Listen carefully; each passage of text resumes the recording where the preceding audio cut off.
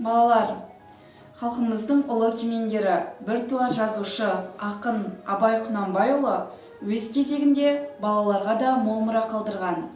Әсіресе ақынның табиғат лирикасына арналған өлеңдерінің орны бір бөлек.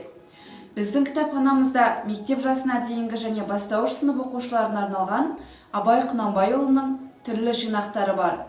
Соның бірі менің қолымда тұрған Абай жыл мезгілдері жинағы. 1991 жылы Жалын баспасынан Мәншүк Шажымованың редакторлығымен жарық көрген бұл кітапта Абайдың табиғат лирикасына арналған жазғы тұры, жаз, күз, қыс өлеңдері енген. Сондай-ақ суретші Бақыт Машрапов Абайдың табиғат лирикасына арналған өлеңдеріне түрлі пейзаждық суреттер салған. Жазбаша қалай болады, балалар? Асқар? Лето, ja?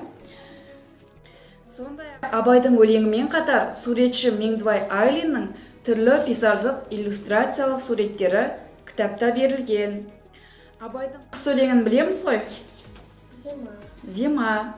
Орыс тілінде зима. Ақ киімді, денелі, ақ сақалды деп Абай жырлаған суық, долы, қаһарлы қыс. Меңдібай Айлиннің суреттерімен қатар кітапта берілген. Қыс. Абайдың өлеңін білесің бе? Ақ киімді, денелі, ақ сақалды. Қысты суреттейді ғой.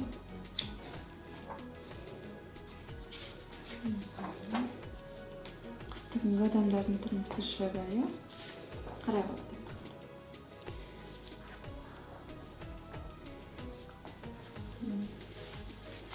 Осень.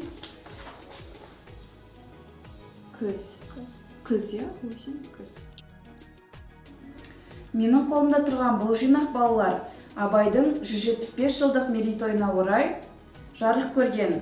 Бұл кітапта Абайдың қара сөздері қазақ және орыс тілдерінде қатар жарық көрумен бірге еліміздегі түрлі суретші балалардың тақырыптық суреттері бейнеленген.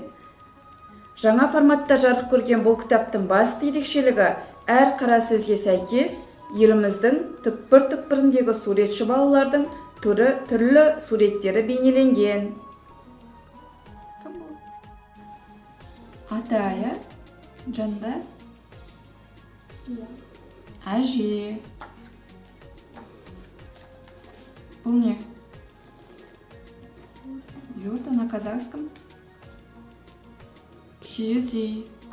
Даңқты адамдар топтамасы арқылы Пазылбек Бейсенбаевтың құрастыруымен шыққан бұл жинақта Абайдың өмірбаяны, туған жері, Абай лирикасы, аудармалары сынды түрлі тақырыптармен қатар ерекше суреттер бейнеленген. Бұл жинақтан балалар Абайдың өмірбаянына қатысты тың деректерді табуға болады. Менің қолымда тұрған бұл жинақ Алматы Балауса баспасынан 1994 жылы Ата ақылы деген атпен жарық көрген. Бұл жинақта Абайдың өлеңдері мен қара сөздері балалардың жас ерекшеліктеріне лайықталып, ықшамдалып алынған. Сондай-ақ әр өлеңі мен қара сөзіне сәйкес түрлі тақырыптық суреттер бейнеленген. Балалар, халқымыздың ұлы кемеңгері, жазушы, ақын Абай Құнанбайұлы өз кезегінде балаларға да мол мұра қалдырған. Әсіресе ақынның табиғат лирикасына арналған туындыларының орны бір бөлек.